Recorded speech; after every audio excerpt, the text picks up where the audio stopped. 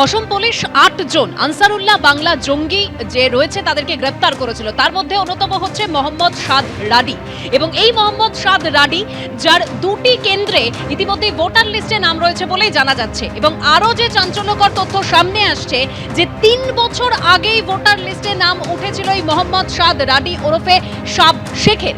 আর এদিকে শুভেন্দু অধিকারী তিনি আবার আক্রমণ করে বলছেন যে যে ভিডিও নাম তুলেছিলেন তাকে ইউএপিএ অ্যাক্টে গ্রেপ্তার করা উচিত। ও তো জম্মু কাশ্মীর পুলিশ ধরেছে, বেঙ্গল পুলিশের তো ক্রেডিট নেই। আজকে ১.৫ বছর ধরে হরিহর পাড়ায় ভারত বিরোধী জিগির তুলে মাদ্রাসা চালাচ্ছে। ভোটার লিস্টের নাম আছে, যে নাম তুলেছিল ওই ভিডিওকে এক্ষুনি অ্যারেস্ট করা উচিত ইউএপিএ অ্যাক্ট লাগিয়ে। যে ভিডিও নাম তুলেছেন তাকে ধরা উচিত, ঠিক জায়গায় যাচ্ছে না। ওটাও তো আসাম পুলিশ এসে করেছে। আমি আপনাকে বলছি, পুলিশকে এমন প্যানিক করে রাখা হয়েছে, পুলিশকে এমন প্যানিক করে রাখা হয়েছে, তারা একটি নির্দিষ্ট কমিউনিটির লোক যদি হয়, তার নামে যদি সেই পরিচয় হয়, কাজ করতে পারবে না। আর এদিকে পাল্টা কুণাল ঘোষ তিনি বলছেন বাংলাদেশ থেকে যদি কেউ ঢোকে তাহলে বিএসএফ কি করছিল, ত্রিপুরার কৈফিয়ত দিন। কি বলেছেন কুণাল ঘোষ শোনাবো। যদি বাংলাদেশ থেকে বহিরাগত অবৈধ কেউ, রোহিঙ্গা অবৈধ যারা ঢোকার বিষয়, আপনাদের কেন্দ্রীয় সরকারের বিএসএফ,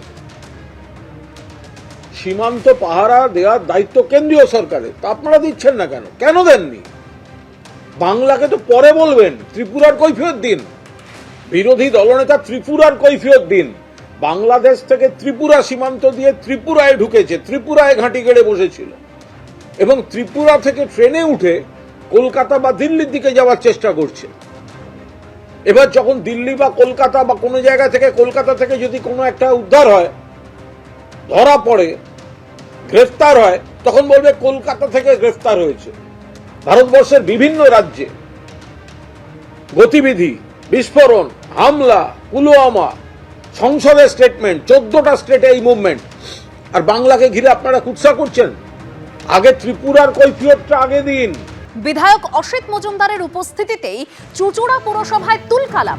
বিধায়ক পুরসভা ছাড়তেই তুমুল বাকবিতণ্ডায় জড়ালেন পুর প্রধান ও পুর পরিষদ। হ্যাঁ, নতুন কি হলো? এটা মানবো না কেন?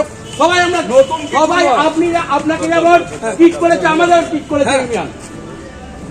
করেছে সবই আমাকে না করেছে। আবার কি করেছে মানে জানি তো, ইনসার্ট করা আসতে বলবেন না, ইনসার্ট করা আসতে বলবেন না কেন? তাহলে আমি বলছি কেন? তুমি তাহলে আপনি বলছেন কেন? তুমি এমন করে কথা বলছেন না। আপনি কি তুমি আমায় বলেছে? আমায় বলেছে, আমাকে বলেছে, তোমায় আমি আমাকে বলেছে, ভাইকে আমাকে বলেছে। হ্যাঁ, ওসব দেখি না, আমি ভয় পাই না। তুমি তোমার নিজের দায়িত্ব, আপনি নিজের কাজ করো, তুমি নিজের দায়িত্ব পালন করো। আর্থিক সংকটে ভুগছে চুঁচুড়া পুরসভা। 2 মাসের বেতন বকেয়া অস্থায়ী কর্মীদের। পুরসভাকে 3 কোটি টাকার ঋণ মঞ্জুর করে ওয়ার্ক কালচারে জোর দিতে বললেন অসিত মজুমদার।